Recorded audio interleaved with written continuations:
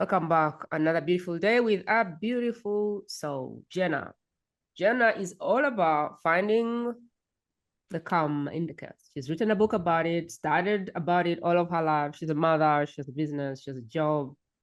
And talk about chaos, talk about all of the things you have to do, and talk about finding your sanity anyway. And she's lived it, breathed it, school of hard knocks. You're now going to listen from her sweat, her tears, her frustrations, and everything in between. I'm really excited for Jenna because I found that mothers especially have been sold on this thing of knowing it's gonna be a chaotic season. Maybe it doesn't have to be. Like my friends, we have a chat with like 3 of my best friends from 10 years ago. And when they start to talk about motherhood, they're like, wait for your first child, prepare 10 years of chaos of your life, and maybe you can breathe again. And I don't agree. I don't agree that I have to trade 10 years to chaos, but I also don't know how because I haven't gone there. I am not there. I don't have the kids to see how messy, that messy middle, to see it. And so I don't know what to expect. But also, I believe at this point, life is by design. And you can choose the default or you can choose a path of course, or like being conscious of how you run through life. And so I wanted to bring Jenna on because she speaks this topic. How, as a mother, you can build systems, simple systems, to help you find the calm in the chaos. You can have a kids, you can be a wife, and you can be a mother, and you can have a job, and you can have a business, and you can still find time for yourself, for your calm, for whatever the thing is that brings you closer to your joy, to your heart, and makes you the best you can for those around you. Most mothers, the way I look at them is more like someone on the airplane moving around, saving everybody. But when you look at them, they don't have a mask on. And I personally believe that if you don't prioritize yourself and your calm and your sanity, it is the biggest disservice you can do to those that rely on you. And so I do believe that systems have never been more important than when you get so busy and you have these kids and you have a husband and you have a job and you have all of these things going on. The systems have never been more important than when society thinks you should celebrate chaos. I mean, should we? We're yet to find out. Jenna, welcome to the show. I am honored to have you today. Thank you so much. I'm so honored to be here and to talk about these really important topics. Yeah. Jenna has been on countless podcasts, and so the hope for me is that she finds this podcast different, or I don't know. I have a lot to catch up with because she's been on like countless. And so I hope that today she can see like how this platform can help her message and help the recipient of it. And so I'm really just excited. Jenna, as I was bringing you up, what did I miss about how you do what you do that you feel like the listener needs to hang on right now and understand? I don't think that you missed anything per se, that motherhood, that life is by design. Mm. Um, I would say the one thing that maybe did get missed was that motherhood and having children does change a lot, Mm. right? That it doesn't have to be chaotic by definition of what chaos means, right? That chaos is an internal state, right? Mm. It's not necessarily just what you see on the outside, it's how someone feels on the inside. Because we Mm. all interpret our environments differently. So for some, having lots of moving parts and the kids being very active and energetic while also you're trying to, work on your laptop and trying to connect with your partner and all of those things. That doesn't necessarily mean that it feels chaotic when you're doing all of this stuff. Mm. And for others, that is completely overwhelming and way too much, and that does feel chaotic. Mm. And so the bridge between how you experience something and how it makes you feel is where the sweet spot is of self-awareness and understanding, and where the calm comes in. It Mm, first starts with that self-awareness, because motherhood is inherently challenging. Parenthood in general is mm, inherently challenging, with children adding into your existence and the life that you have thus far built, and mm, they throw a wrench at it, right? It is very different because they don't have the executive functioning to think, oh, I want my parents for everything to go smoothly. And I want for me to just slot into their lives. It unfortunately doesn't work that way. It's just mm, not how humans develop. But all of that to say, when there is self-awareness and intentionality around how one shows up in their parenthood and in their lives, that it definitely calms the overwhelming chaos that can come mm. with this massive shift from non-parenthood to parenthood. If the person listening to us was a woman who believed in flow and everything has to happen and we don't need a system and la la la, but they were overwhelmed and their life was chaotic, and they were trying to wrap their head around what you stand for, which is simple systems, can mean all the difference.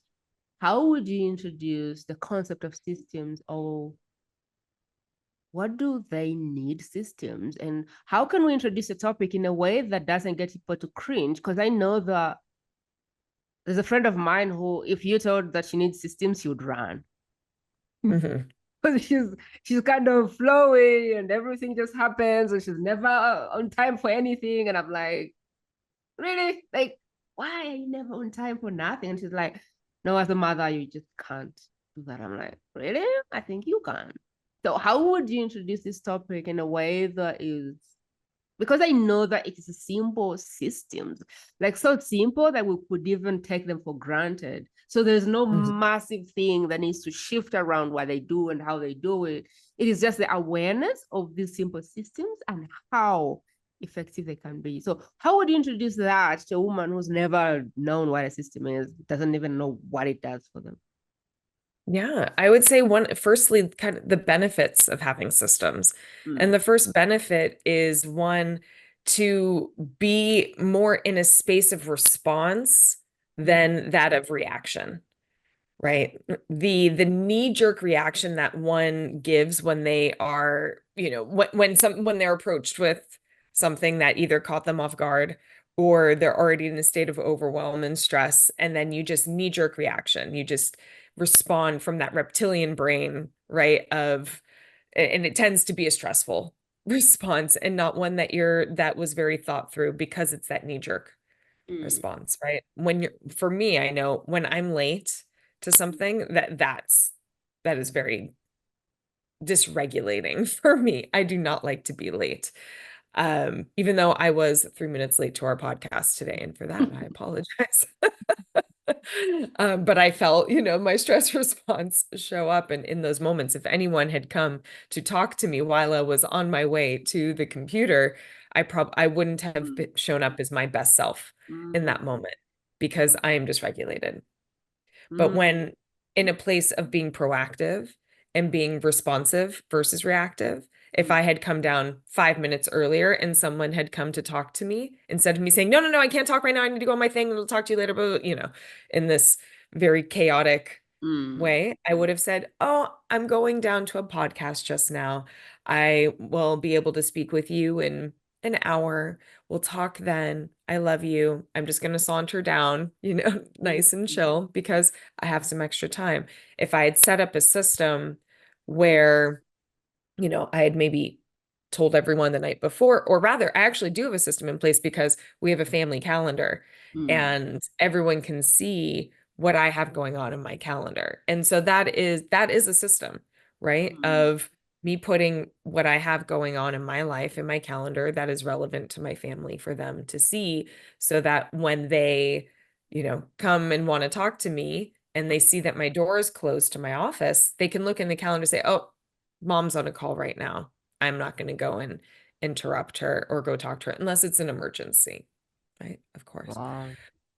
But the concept of being responsive versus reactive is a huge benefit for systems because again, that nervous system doesn't get dysregulated when you have the ability to be more responsive. I love it. I could have said Jenna has a degree in organizational management. I could have told you that she has a bachelor's degree in psychology. I could have told you that she's done 15 years in like human resource and preschool. But I think that the biggest way that I see her work is really School of Hard Knocks. Mother, wife, author, business owner, and everything in between. Parent. And she's just living the talk.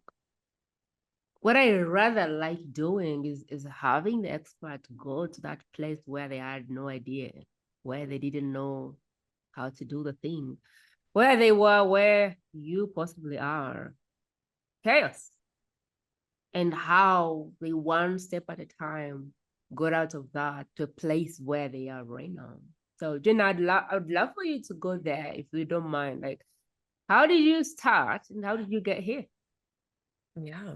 So the moment is quite clear of where it all began, or rather the moment that changed everything. Because it's just like anything else, right? It's a slow burn leading up to that point of burnout, overwhelm, that hero's journey, right? You're going, going, going, and then something happens. You're like, I just can't do this anymore. I can't do it in the way that it's been done, right? This is unsustainable. And so for me, that was after our fourth child was born. So we have four children. The oldest three are all very close in age. They're 4 years apart, all of them. And then 7 years, 6.5 years later, a fourth child came. And before we had the fourth child, we had moved from Los Angeles to the San Francisco Bay Area.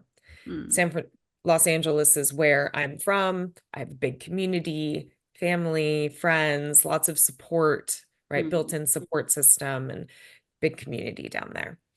So we moved up here with the three kids where we didn't have any community, no built-in support system of any kind, very isolated and alone until we did that. So moved, had a fourth child, started a business where I was running the back end, which is still our business today, called Be Courageous. It's a transformation agency. So I'm building the back end of our business, doing all the operations and setting up our infrastructure and the finance and the HR and, building all of that out. And my husband is now off traveling, working with our clients, doing account development and business development. So I'm at home on my own with four kids, one who's a baby, with no support system at all while he's on the road.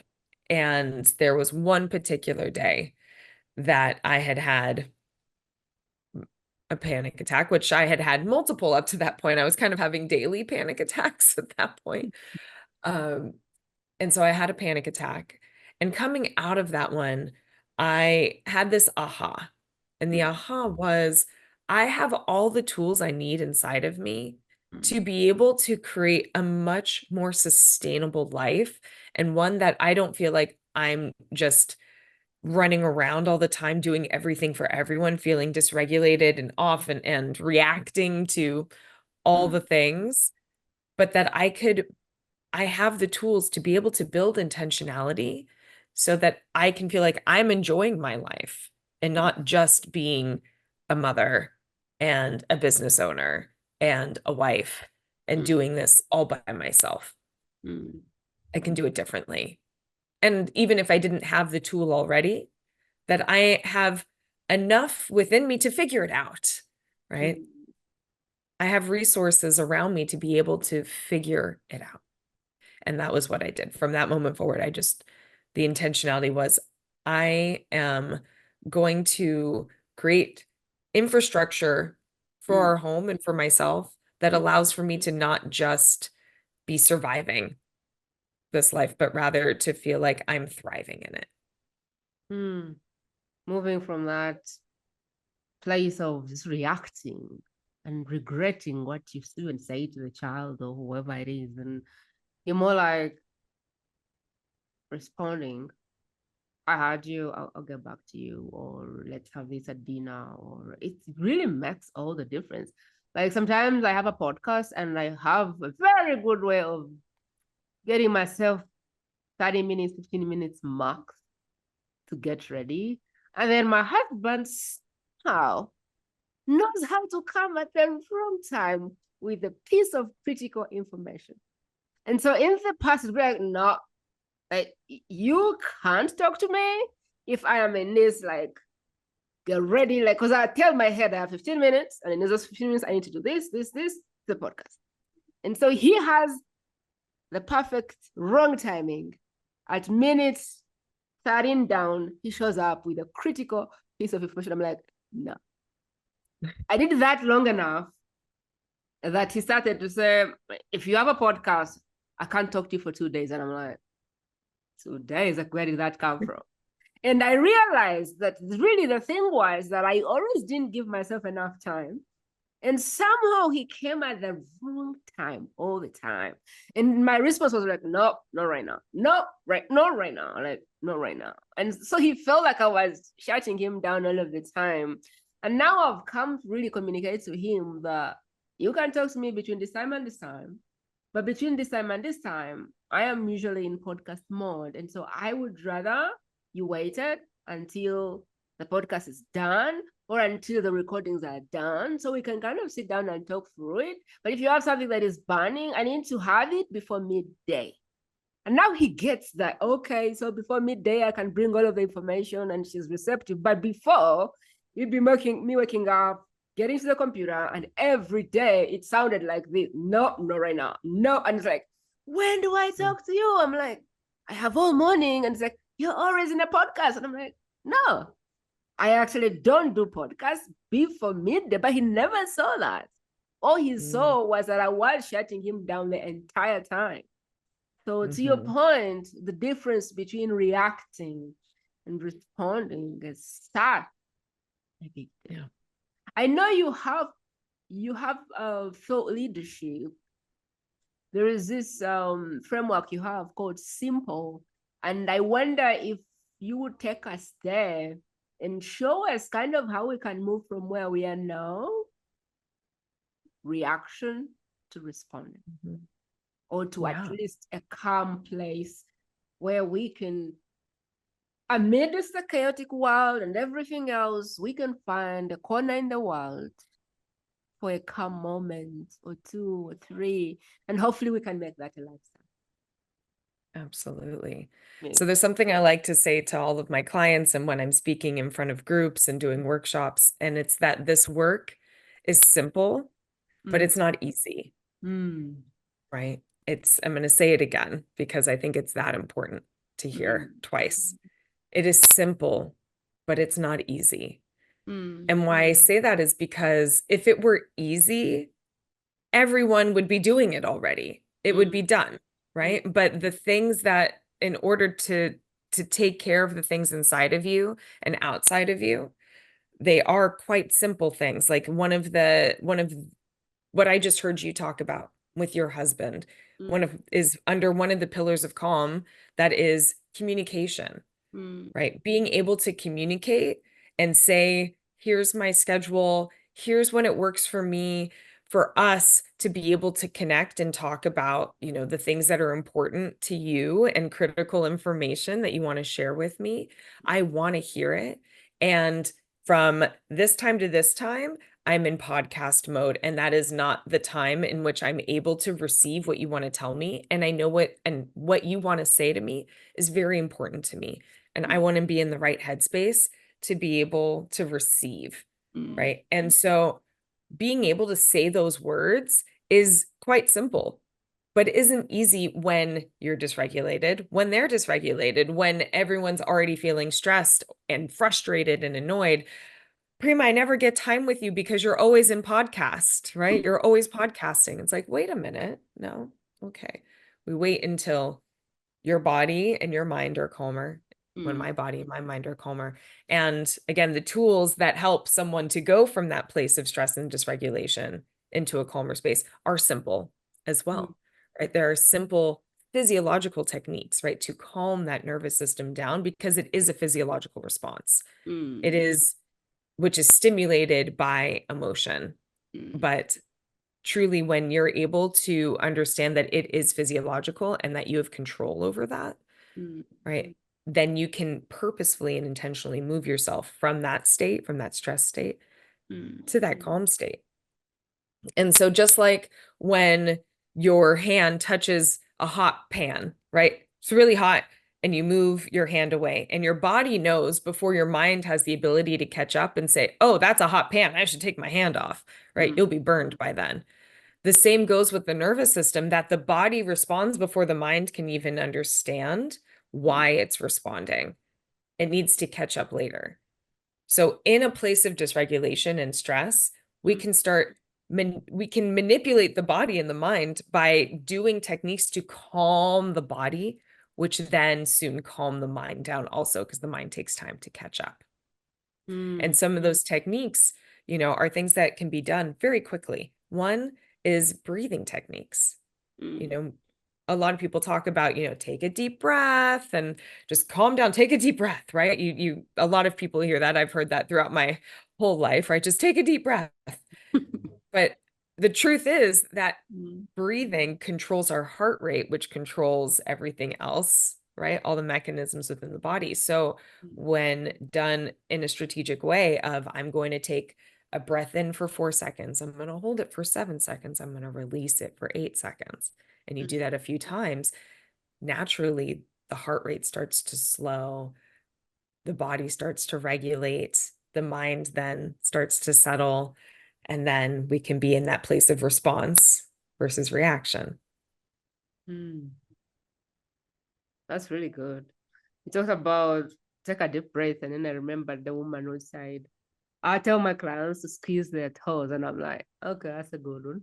So like, if you catch yourself going to respond to something, squeeze your toes and think about what you're about to say. But I do want to go through the simple principle. I think you had a framework called simple, which is more like how we move from A to Z in kind of finding the calm, or has it shifted? That was the framework that I have on file. I wonder if that's your framework, or is it, am I hallucinating? I don't have a framework called simple, but you are getting my brain working on creating a framework called simple now. I'm like, ooh, that sounds great. Okay, so I guess then that I have that wrong. So then the purpose is to move from chaos to calm.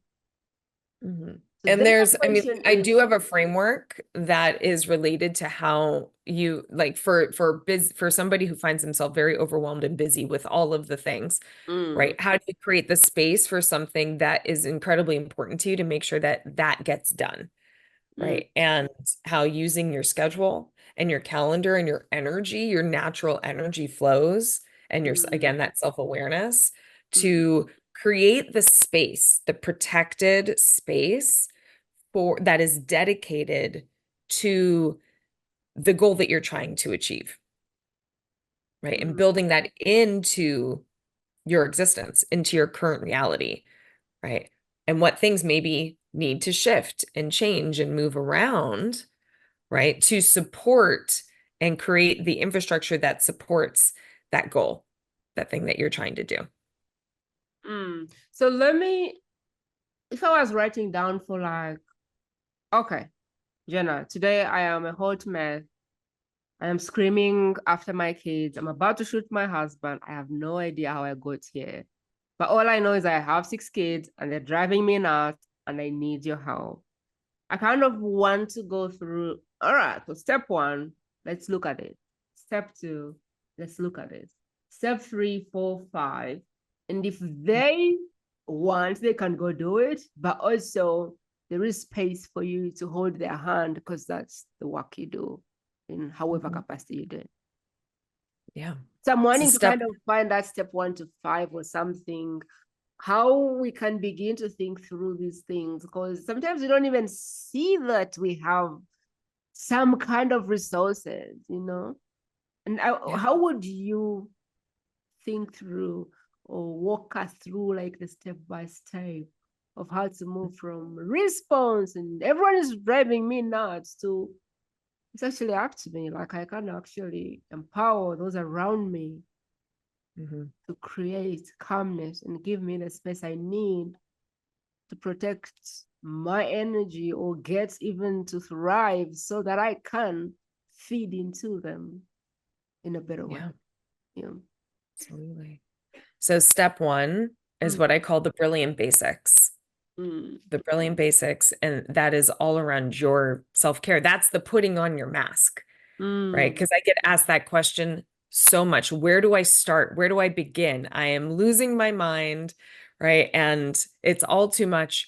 Where do I even start? I don't know. And I say, you start with the basics, right? And I have a fun acronym to make it easy to remember.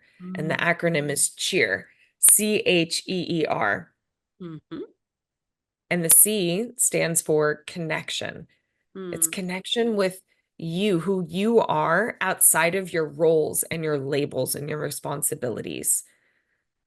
And so that is spending time with a friend where you just laugh and have a good time, right? They remind you of who you are, right? That's getting time into nature, going and taking a walk and being in the green, in the fresh air, right? These are all things that connect us back to who we are at our core.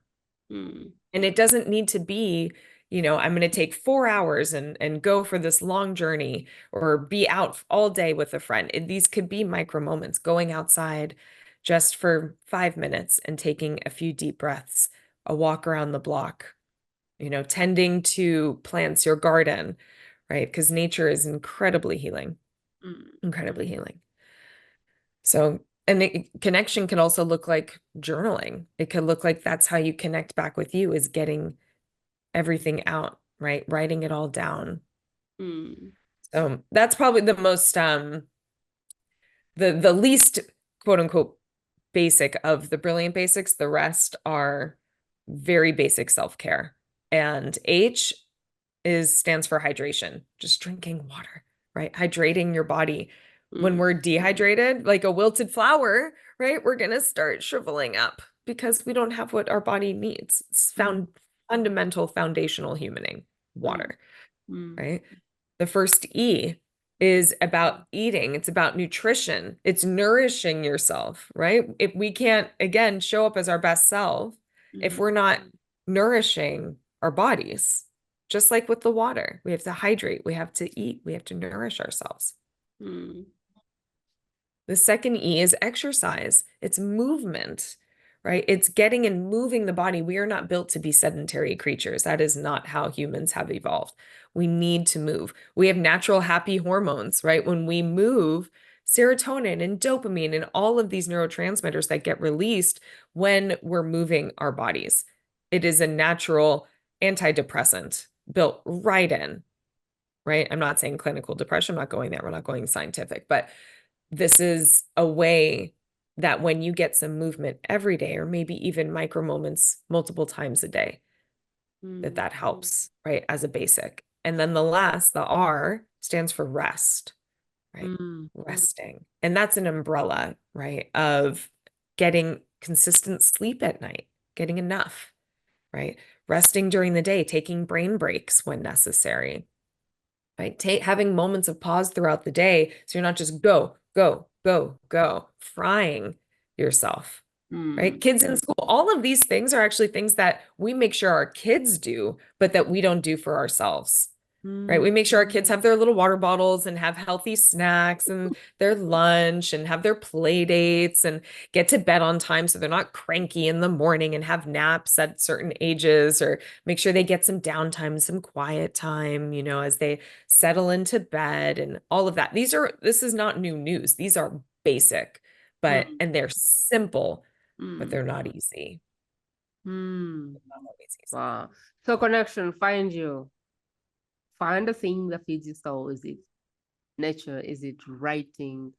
Is it singing? I like humming around. So like, is it humming around? Is it, what soothes you? Find that. Is it, what is it? For my husband, it's more like he has to talk to some people. And I'm like, wow. Like he has to speak to somebody, he has to call his mother, or I'm like, okay. But what is that that soothes your soul? Because the more you do those things, the more the more you find joy, the more you're coming from a place of joy. Hydrate, eat right. It's crazy because there's foods which can make you cranky. Like I didn't know, but there is foods that if you feed on them a lot, you can get into that. Then move, then rest. Wow. So this is interesting because these are things that just take intentionality. These are things that are simple. Yet we are not doing them. Like I haven't taken a water since morning, and I know that water is important. The question, Jenna, is like, why aren't moms doing these simple things that they know to do? It? Why are they not doing it? What have you found? Where do people hire you to do this, which they could do on their own? Mm-hmm. You know, there's not enough role modeling. There's not enough role modeling, right? And our culture and our society is one that doesn't, that emulates and puts on a pedestal, right? The martyrdom, the busyness, the productivity, the go, go, go. And oh, let me see your beautiful lunches that you made for your children and all the things that you're giving of yourself. But it doesn't say, and make sure you're taking care of you too. Right. And I'd say there's more and more that's showing up now rather than like, let's say 10 years ago around that concept. Right. I think that society that the moms are speaking up, right? A lot of the moms are speaking up now and saying and bringing light to this because the way that our evolution has worked in the Western world has been that we've moved away from our families. We don't have that built-in community like me, right? We have that people move away from their families and their cousins and their neighborhoods and follow jobs, right, to different areas of wherever people are relocating for work, for opportunity, for whatever it is. And so when there's lack of community, of built-in community, it's harder for you to create that space and time for yourself when you feel like I am responsible for doing all of these things on my own. I am the nurse, I am the teacher, I am, the counselor, I am the emotional support, I am the tutor, I am all the things for my family, right? And then because we're so focused on making sure that we're doing right by our family and by our children, that we forget to take care of us. Because one, it wasn't talked about before. Two, it wasn't role modeled for us. And three, we're in this new reality of I need to do better for them because they deserve it and I want to make good children, like I want to raise great people, but I forget, right? There's this martyrdom and forgetfulness around, well, I don't need to do that for me, or I'll take care of me later. Right? That like there's that saying that I remember when I was growing up, I'll sleep when I die, right? And it's like, no, that is the wrong way to approach life because that is a recipe for burnout and for early death. We need to take care of us now. And when we learn and realize that we can and give ourselves permission to do so, everything changes.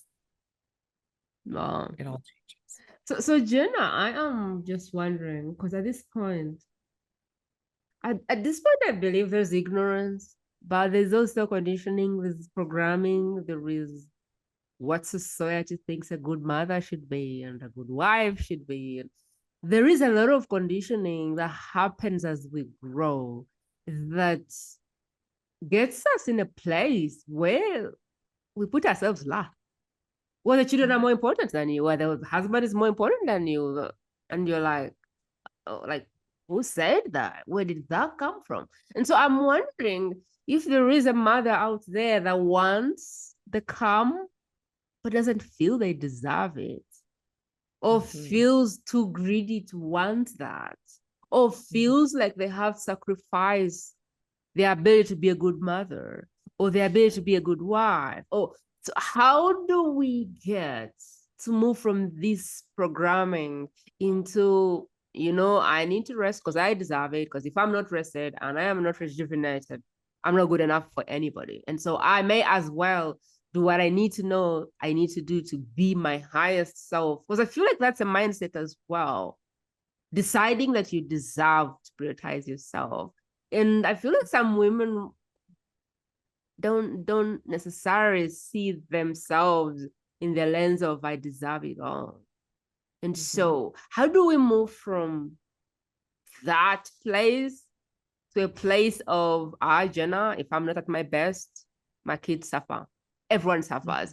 And so I am going to make sure that I create infrastructure around that gives me the ability to thrive so I can bring my family along. I don't know that everybody's in that, they're not there yet. And so what should I do to begin slowly getting my belief up? Because the moment you don't believe you deserve it, doesn't matter how simple it is, you probably won't do it.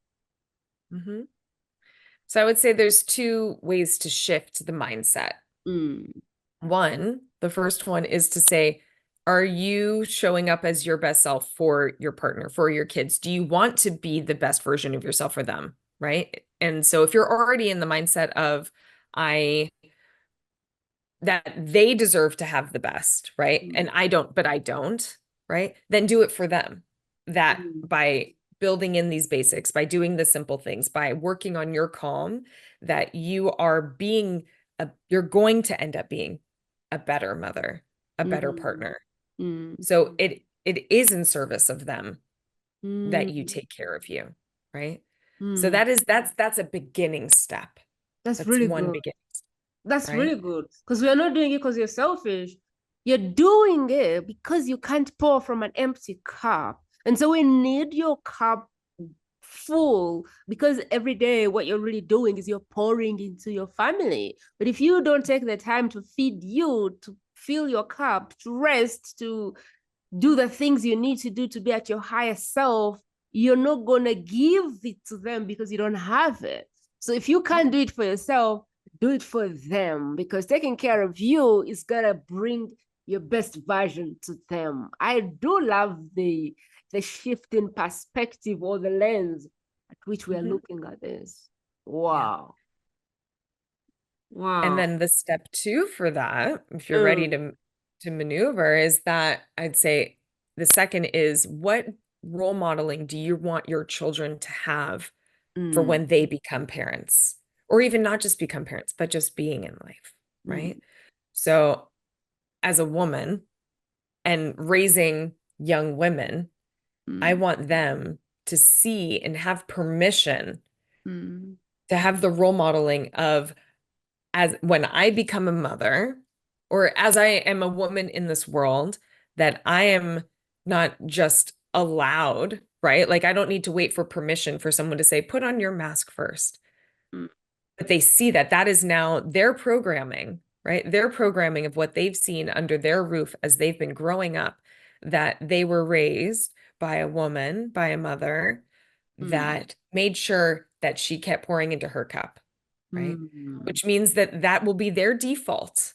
mm, That is what is in their fabric and in mm, their programming, that that's mm. what they see. So that's just what's the norm for them. Wow. So again, that change of perspective is, it's still not about me, right? Mm, Because that mindset of making it about me for me is very hard for somebody who isn't used to that.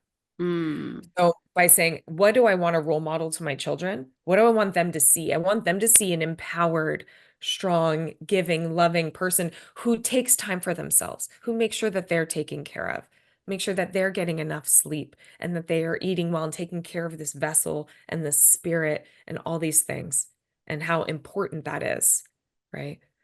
wow. That then when they go off into the world, that Mm, is their automatic default as mm. well. The hardest part of this, Jenna, is some people don't even know how to connect with themselves. Some people don't even know what soothes them. Some people have been so busy putting out fires that they forgot what they used to love.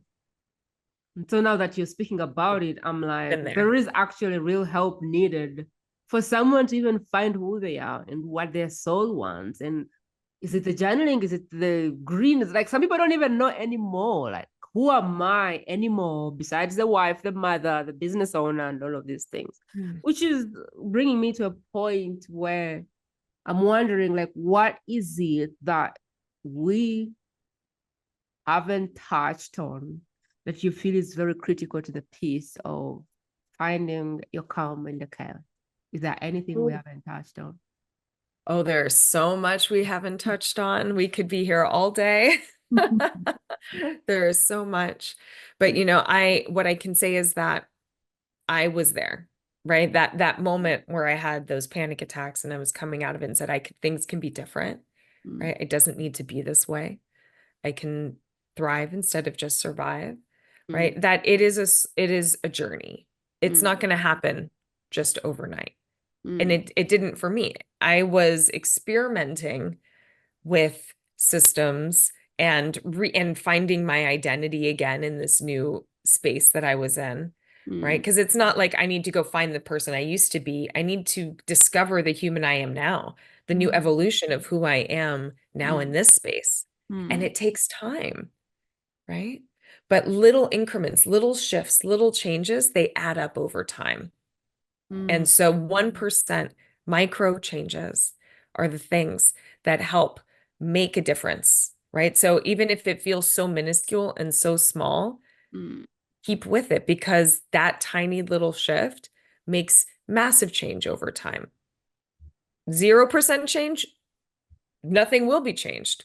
Tiny change, that adds up, right? Eventually. And so doing the little things, just trying and seeing, again, questioning and the self-awareness, is this working for me? Is it not working for me?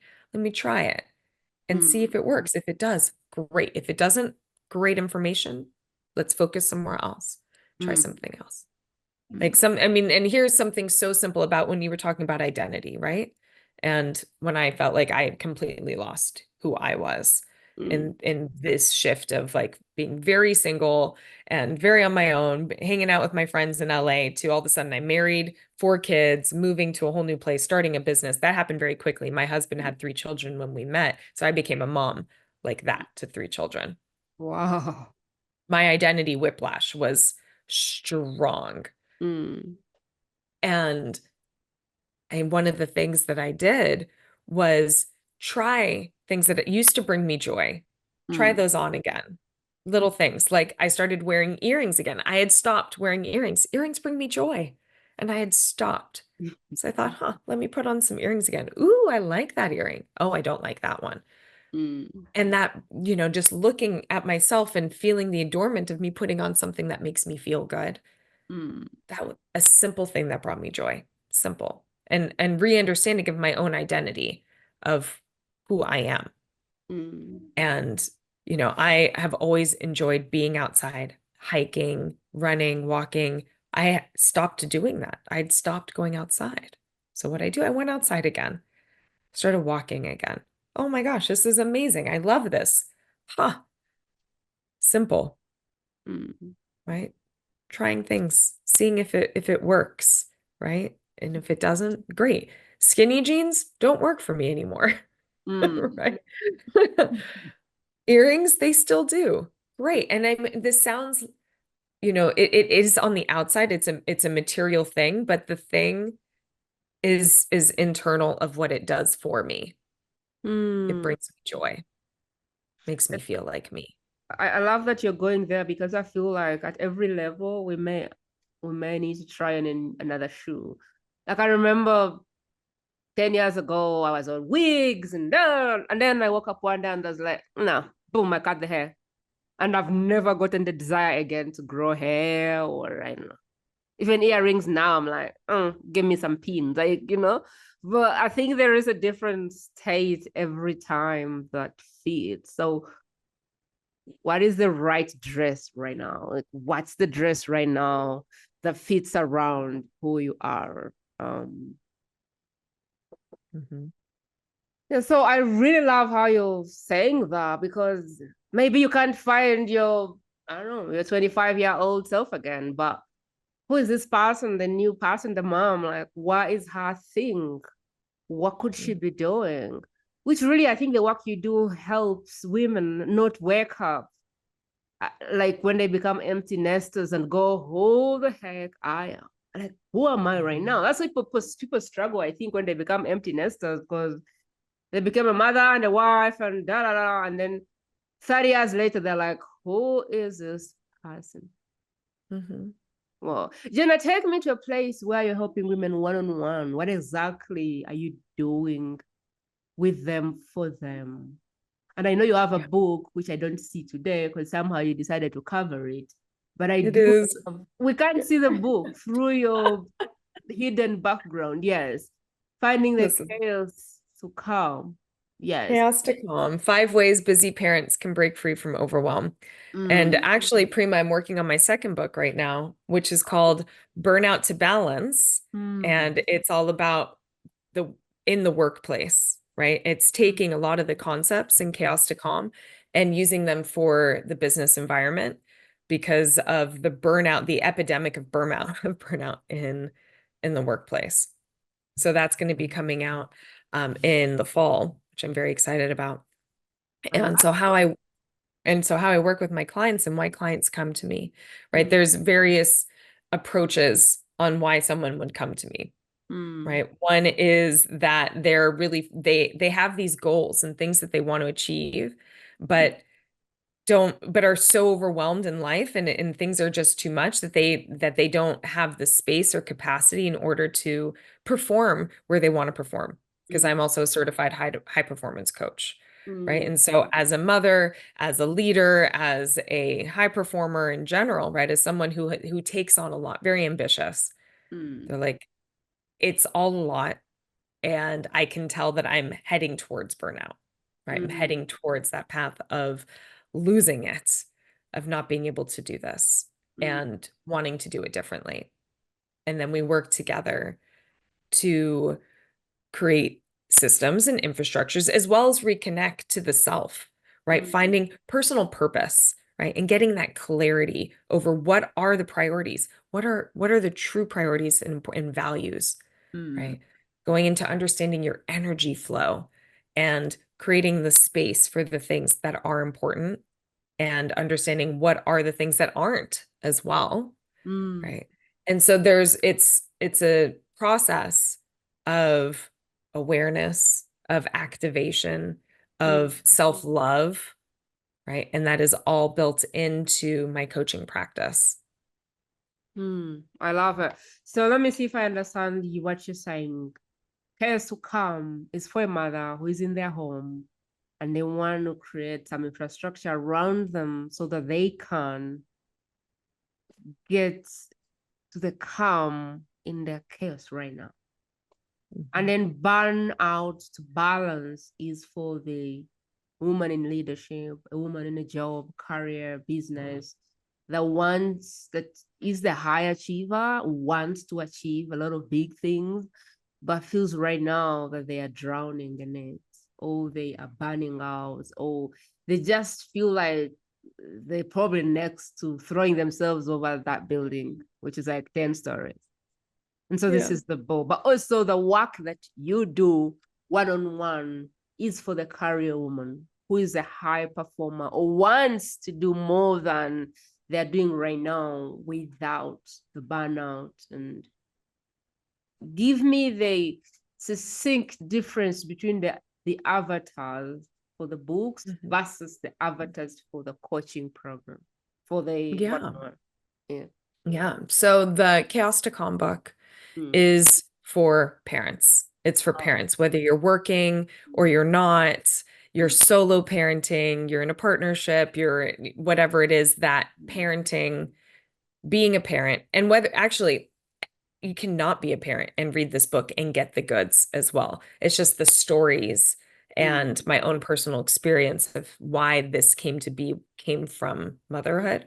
Mm. So it is for anyone who feels that they are just underwater. It's all too much and they've lost track of who they are. right? And they want to build in that calm into the chaos that is the overwhelm of life. And then burnout to balance is for someone who's in the workplace, who needs support to create again that balance, reduce the overwhelm and the stress, but it is workplace specific, right? That again, the examples and what's being talked about in the book, they are evergreen concepts, but it's tailored towards, okay, I'm a solopreneur, I'm an entrepreneur, I'm a leader, I'm an employee, right? I'm a manager, I'm working, right? I'm in a workplace environment, and I can tell that I'm taking that this is all feeling like too much, but I know that I'm capable of more, right? I know that I'm capable of making this work, but I don't have the tools right now to build those systems and infrastructure for myself to make it all work. Which is amazing. And I love what you said, like what not to do, like that drop-off list is as important as what to do. So do you have to do everything you're doing? Does it have to be done by you? Could some of it be done by somebody else? I love that kind of angle. Specifically, tell me about the perfect person for your coaching, because I know you don't have a lot of time and you don't work with a lot of people. So I want to make sure that if we put a link to book a call, that the right person is booking the call. Give me more context about the human being, where they are right now, that you can best serve with the time that you would love to dedicate to the program. Yeah. So my ideal clients and the people who that we find we have a great fit together are ambitious working women, right? And a lot of my clients are entrepreneurs. A lot of them work in organizations as well. And so it's generally someone who has a lot of ambition. They're women, they're mothers, and they know again that they have the capacity for more. But right now, everything is already too much. It's like there's too much on their plate. Yeah. So there's too much on my plate. And I want to be the best that I can in all of these arenas. I want to be the best business owner. I want to be the best leader. I want to be the best manager, the best mother, the best partner, best daughter, sister, community member that I can be. I want to reach my potential, right? In all of these places. But I also want the calm and the sanity. And I want to feel like I'm enjoying the journey as opposed to drowning in everything. Exactly. So that's a human being that this message is for. So ultimately, really the biggest gift you can give me and the calling on my heart, which is really to distill messages into the practical world where people can understand what these experts do. The biggest thing you can do for Jenny or Jenna, who has this on her soul, like her soul work is helping moms or parents or whoever it is find the calm in the chaos and be their best version, once still having a moment to breathe and appreciate it all.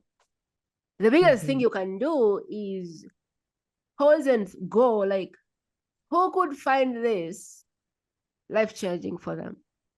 Because Jenna can go on the internet and she can market and blah, blah, blah.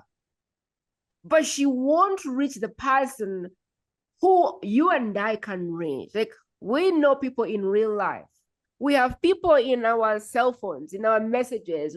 We have friends. We have people that we love that we know this is for. And so what I like to believe on this podcast is Jenna's message exists because there's a cry in the world. And you're on the recipient side, you're listening to this because you're meant to be the vessel of the message. And so who do you know that could use some calm in their chaos? Who do you know that wants to do it all, is that high achiever, is trying to do all things for everybody, but when you look at them, you're like, wow, They could use some self-love, some calm, some, you know, who do you know that says, when these babies are gone, oh my God, I'm going to fall on my couch and relax and celebrate. Who do you know that is saying the only way I stop is if I die? Like, who do you know that is in this mentality of, it's a phase, it will end, you know? And they are like really dying, literally exhausted, losing themselves in the process that you would love to give 10 years back, because with a simple system, it's possible. Who do you know that is such a powerhouse that if they had Jenny's simple systems, their life could be so much richer and different? So I want you to think about this person, just one person, and I want you to get this link and drop it in their private space and say, I watched this and I thought about you. Let them watch it. And if you're watching this because somebody sent you this message, then you know this is working. Then you know this works. Because the way that these messages get to move is through human being. There's nothing that beats human will. And you and I can make this happen. Really, that's the premise of the podcast. Messages worth sharing. I bring on guests that have messages that are worth sharing, that are life-altering. But there is me who distills the message. There is the expert who's doing their soul work. And then there is you who is the transporter of the message. And that is just how it works. And I believe that we will reach the people who need Jenna's message through this better than we will trying to run ads or writing another post or I don't know, whatever the thing is. I believe that this is the most accurate way to get the soul work on Jenny's heart and bring it in front of the people whose lives literally depends on it. And so will you pause and will you do that for this podcast? And that's the biggest way you can be a part of this. That's the biggest gift you can give me if you've been getting a lot of insights from it. Jenna, we are winding up. What would you like to leave behind as your words of wisdom before we close up? I'd love to say that calm is a superpower. And when you're in your calm, you become a superhero. You can do it all in you. You can be calm. You can be powerful. It just takes intentionality and small, simple steps. I love it. Jenna reminds me of something I heard Elena Cardone saying about empire building. And she said, be the person that can be disguised. Said, be the person that people do not expect to show up and no, be the person that people can look at you and not see your power. Because she said the most dangerous people, the most powerful people are not the loud ones. She said the most powerful people are people who know how to not be out there, how to just be calm and contained, because in that lies a superpower that is often underestimated. And she was saying that and going, if Grant wasn't married to me, we wouldn't be where he is, because I do have that superpower to just be calm and collected and just quiet. And a lot of people underestimate that, but they have no idea that this is the force behind the empire. And so if you're listening to us and you're trying to build that empire and you're wondering what the secret sauce is, it is really finding your calm and being able to move mountains, but doing it while you're in your best state, in a calm state, in a corrected space, in a place of response and not reaction. I want to give you your flowers because you are always amazing. You always show up and you are looking for every way to make yourself better, get where you're going. In case Jenna wasn't the expert for you, please go back to the channel and look at the titles, because I guarantee you that whatever the step you're trying to get to, whether it's what's my purpose, whether it's how do I tap into my next dimension, whether it's how do I move from 6D to 10D, I guarantee you there will be an expert on this platform who's figured out whatever the how for your next calling is. Your job is to kind of come, look at the titles, and use your gut, use your instinct to pick the title that is most closest to the problem that you're trying to solve. And I guarantee you, there is not an expert that is coming to this platform that is not anointed to do what they're doing. And so my hope, my prayer, my wish is that you get the answers you're looking for, because I believe that that is why this podcast exists. I appreciate you. Read, subscribe, comment, whatever the platform allows you to do, because that is how the world will know that we have some life-altering messages going, and hopefully can tune into the frequency and get involved. I appreciate you. Have a beautiful day. I'll talk to you very soon. That is it, my friend. To listen to more exclusive interviews like this one, simply go to the World's Best Kept Secret podcast.com and select interviews based on preferred topic.